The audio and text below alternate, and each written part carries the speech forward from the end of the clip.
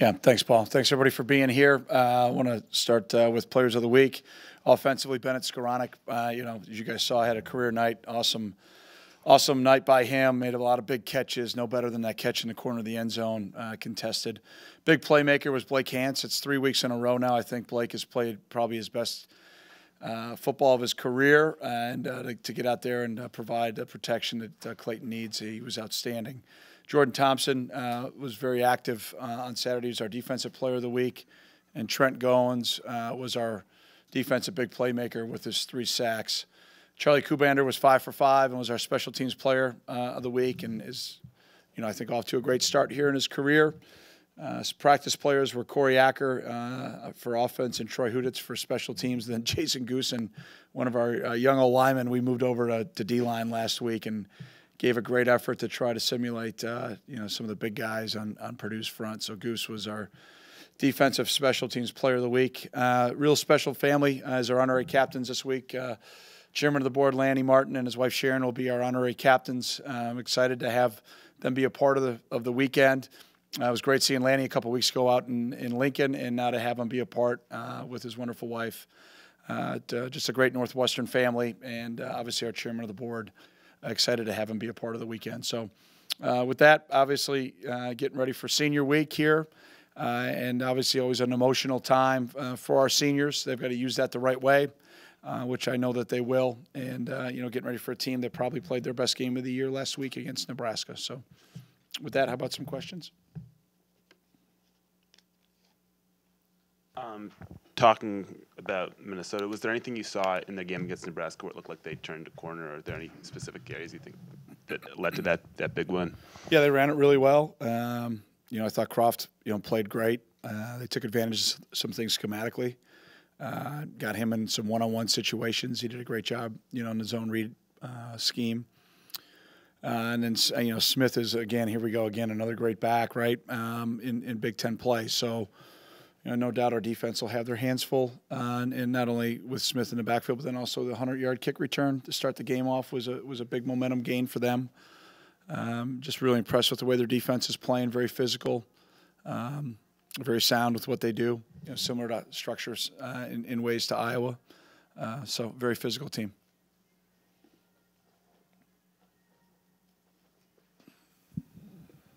Fitz, did it mean anything last Tuesday when you found out that you guys were ranked by the playoff committee?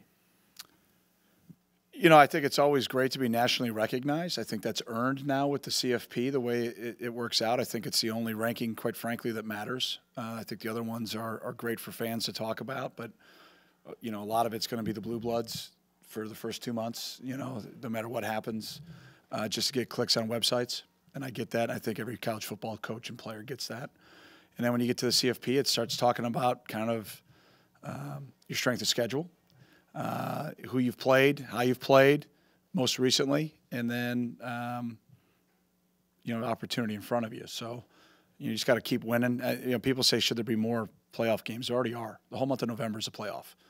And so from my standpoint, I think this is as fun of a time to be a college football fan as ever, because every game, once you get to November, counts in the playoff. So we're obviously out of that for the year. I get that. But to be nationally recognized is positive, but that only happens because you win games. And a lot of Northwestern fans are excited because basketball, obviously, the men's team is ranked as well.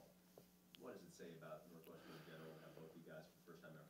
Yeah, I think it's great. It shows commitment from the university. I think to give us an opportunity to have 2 fists in the fight, again, from a football-specific standpoint, we get out of the game late, and I get a chance to go see a lot of our donors and see some of our former players that played in the 80s. And, we stand upon their shoulders because they didn't have the type of support we have right now. We get that. We'll never forget that. As long as I'm the head coach, we will never forget those guys that have come here before us that paved the way through hard times to allow us, quite frankly, to continue to be in the Big Ten, to continue to be able to compete. But it's commitment from the university. I think our staff, football specific, has done a really good job of recruiting the right guys to the program. And our guys have just continued to work to get better. I think it's outstanding from a basketball standpoint. Fired up for Chris and his guys. His staff is outstanding. We're very close friends, not only myself and Chris, but our staffs are very close. And to see that type of success is awesome. I mean, I was following the game on Twitter on Friday because, at the hotel. I couldn't find whatever. What platform was it on? BTN to go. Yeah, I have the app, but I couldn't find it. I heard it wasn't working either. Part of it. Yeah, right. So All things available on WGN Radio. yeah, well, sorry, I didn't hear you, Mr. Cat. It's my fault. Yeah, I should just do that. Thanks, Paul. So yeah, man, I'm fired up about it. I'm really excited about it. But we have to do our part, and that's just continue to get prepared and find ways to win.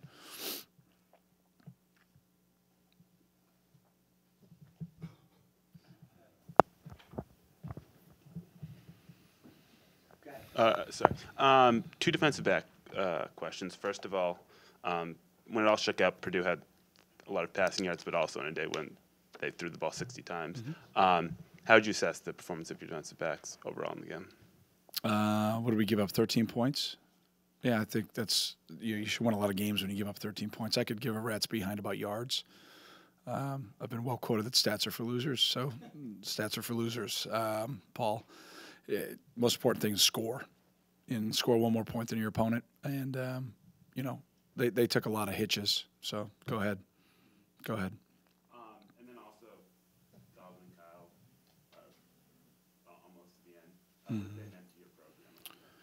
Yeah, you know, I think both Godwin and Kyle have really grown. I'm really been impressed with their maturity.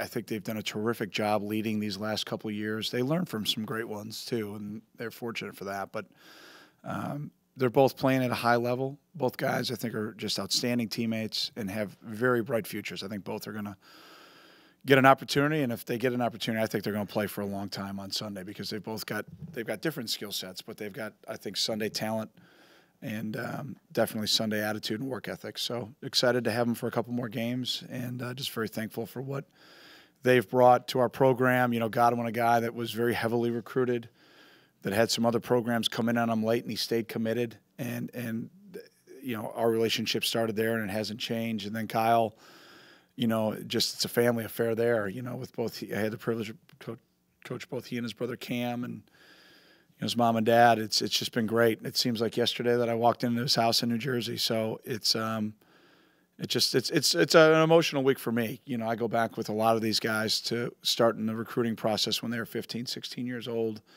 To see the men that they've become while going through our program, I'm just really proud of them.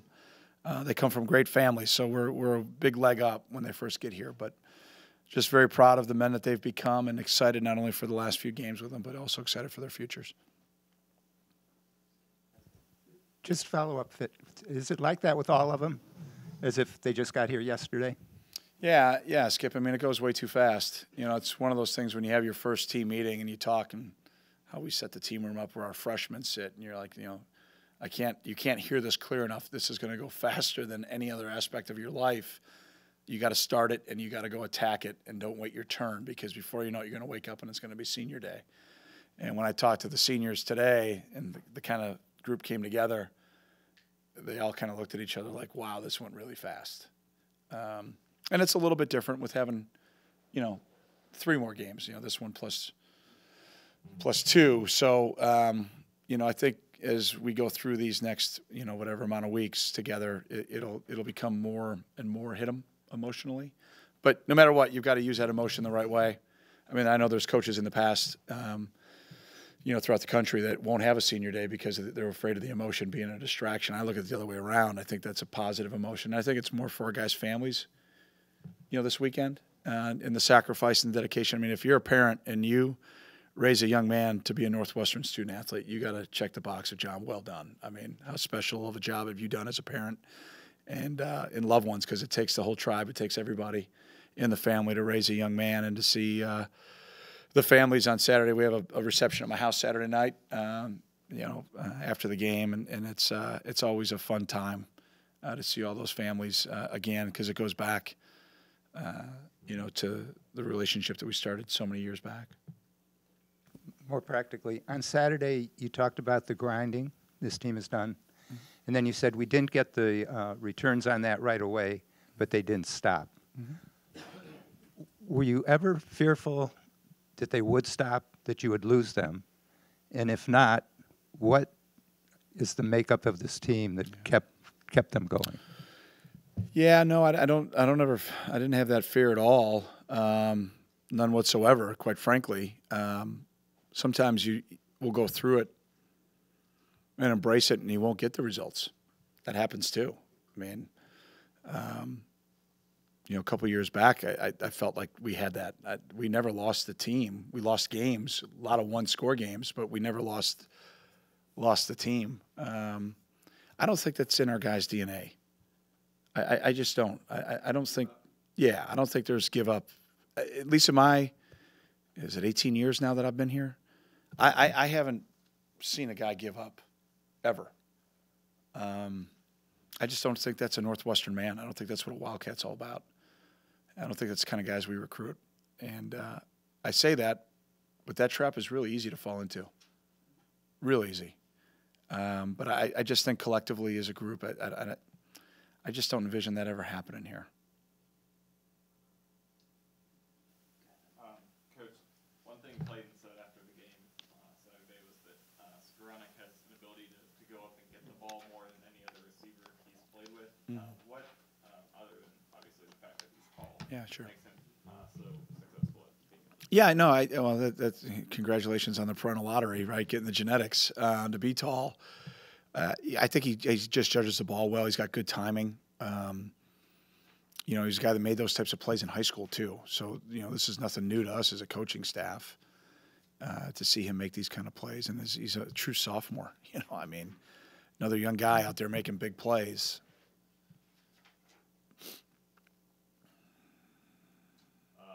Back to an older guy, Tyler Lancaster. I was looking, so he was a center in high school? Yeah.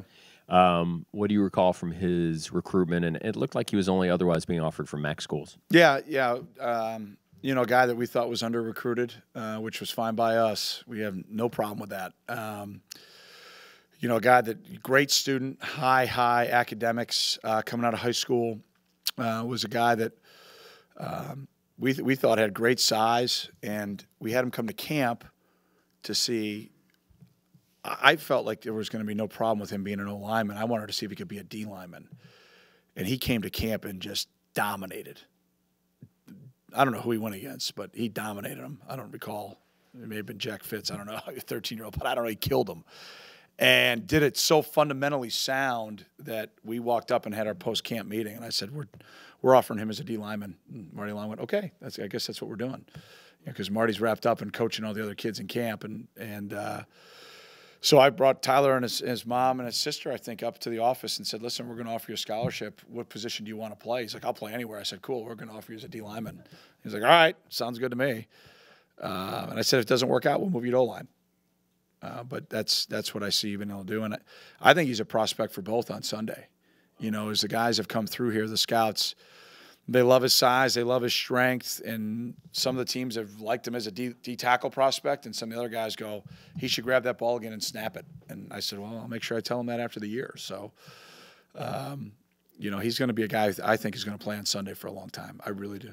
So what qualities, with a guy who has the ability to play both, what differentiates a guy who should play on defense versus offense? I don't care. That's their decision, not mine. It doesn't matter. You know what I mean? Like, that's beauty's in the eye of the beholder. I don't want to speak for Tom Cable, who I had the privilege to work for, but Tom's synonymous with taking long, athletic D-line, tight end guys and moving them to O-line for the Seahawks. So, again, he's a great D-lineman for us. He's an all Big Ten D-lineman. Nobody's moved him.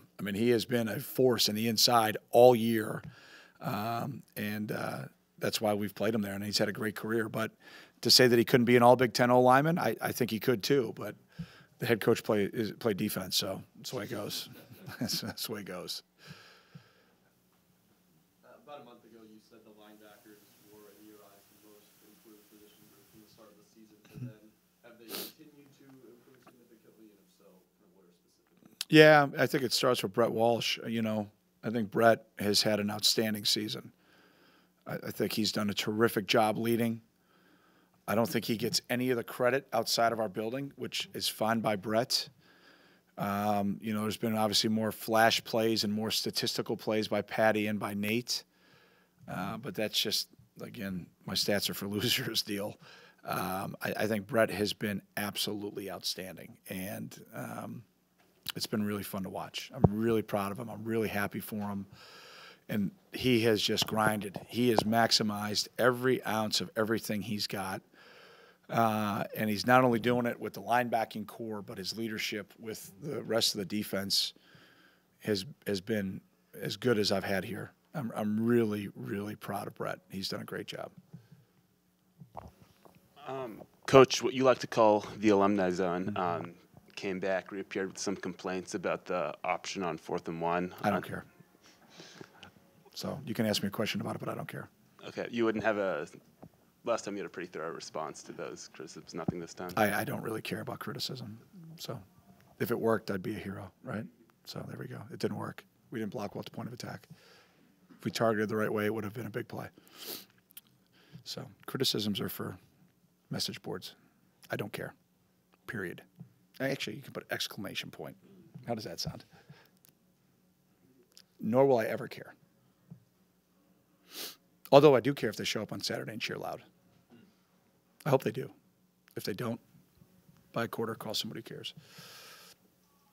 Fitz, what's the key to defending the read option? That's obviously a big weapon in Minnesota's arsenal. It is. It was. It was at Western Michigan, too. Number one, you got to fit gaps right. You got to be sound with what you're doing and have coordination between the front and the back end. You're going to have a lot of one-on-ones, so you're going to have to tackle well. And then they do a really good job with their RPO off of it, run-pass option, if your back seven gets involved. So they do a really good job. Kirk does a really, really good job. As we studied getting ready for him at Western, we were really impressed with what they had been doing offensively there. And then, obviously pick it up and put it over in Minneapolis. He's an outstanding coordinator. I've known him for a long time. He's an outstanding coach. Does a great job with the quarterbacks. And doing a great job. They do a lot of glance too, so they're going to look over and see what you do, and so you're going to have to defend them, the whole length of the field, and you got to defend all 11 because they get the quarterback involved in not only the run game but then also with the RPOs. Penetration from that defensive line is important because it maybe lessens his time to make that decision. Yeah, like I said, I think maybe a month ago when we were talking about the lack of sack totals and, teams that just all they did against us in the first month were throw RPOs. That was it. There was really no drop back. It makes it a little hard because you got to play. You're getting a run read from the O-line. The D-line has got to be really sound with what they're doing. And you got to make teams one-dimensional. If you allow them to run the ball with those RPOs, it really gets challenging to stop. So, it's no secret in our league. Typically, when you stop the run, you got a good chance of being able to win football games, regardless of what you do offensively. So, I anticipate we're going to have as hard of a challenge as we've had all year from Minnesota with what they're doing schematically, and then number two, how they're doing it, and three, who they're doing it with. I think they're very talented on offense. We thought that a year ago. I thought those backs were as good as anybody that we saw. And now that they've kind of settled in on a quarterback, they were running two earlier in the year. I think they're matching their calls very well to what his skill set is. And then they've got really good team speed on the outside with the receivers. So great challenge for our defense. Does it help that you played him last year, Fleck? No, I mean, you maybe big picture schematically, but not from a standpoint. You do different things with your talent. They're doing a good job matching their calls and their schemes in all three phases to what their talent is, and I think their talent's outstanding. What you saw defensively Saturday, was that similar to 2 years ago when people loaded the box and basically said to Clayton, beat us with your arm? Did you say 2 weeks ago? 2 years ago. Oh, I would say 2 weeks ago. Yeah. I mean, it's the same thing that Michigan State did. He's got no respect. No, I don't know about that. I think it's the other way around. I think it's what I just said. I mean, you've got to make teams one-dimensional, and you got to pick your poison. We play a couple teams that have defended us differently. That's why you go in with a plan, and then you say, okay, and then you got to make adjustments to your plan based on how you're seeing things. And saw and heard Jeff's quotes after the game. They made a decision to play us a certain way, which that was their decision, and we had to adjust offensively, and I think Mick did a great job of it. And outside of maybe a couple of plays that we'd probably like to have back, I think we were pretty efficient in what we were doing. And then in the run game, we were a block away on about 12 runs. And our old line's got to be better there, primarily inside. Our two guards and our center have to be better in their one-on-ones to be able to make sure that we are able to be efficient, and we weren't in that area. So, those three guys have got to play much better this week if we expect to be able to have any semblance of a run game, because I thought the two tackles played well enough for us to win. Has someone actually defended you, saying, just, we'll try and stop Clayton and we'll take our chances with Justin? Yeah. Really? Mm-hmm. Who could be that stupid? Be quiet, Skip. Broader picture. We've heard a lot. We've heard a lot this year that this is a special team.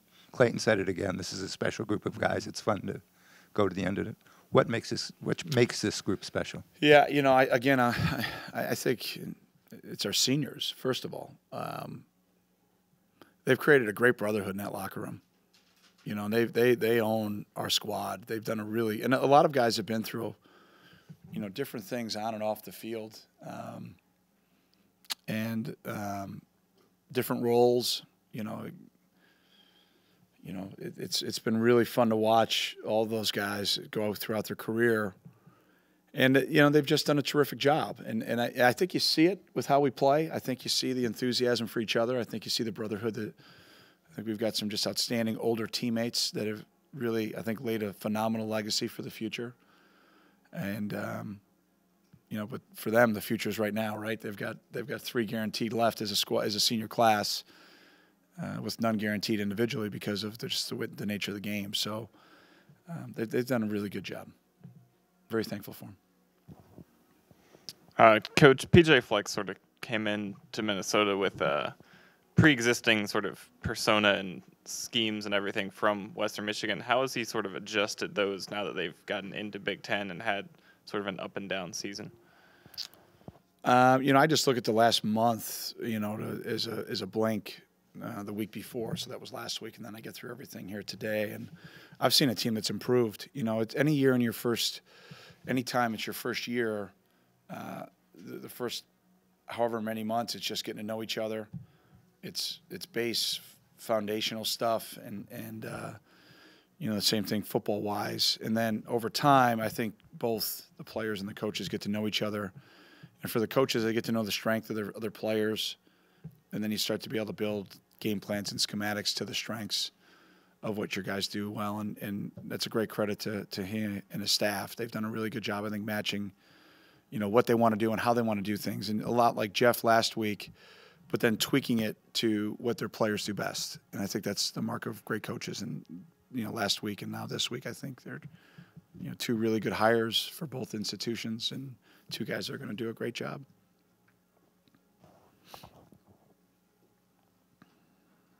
Anything else for Coach? All right. Thank you, guys. Have a great week. Go Cats.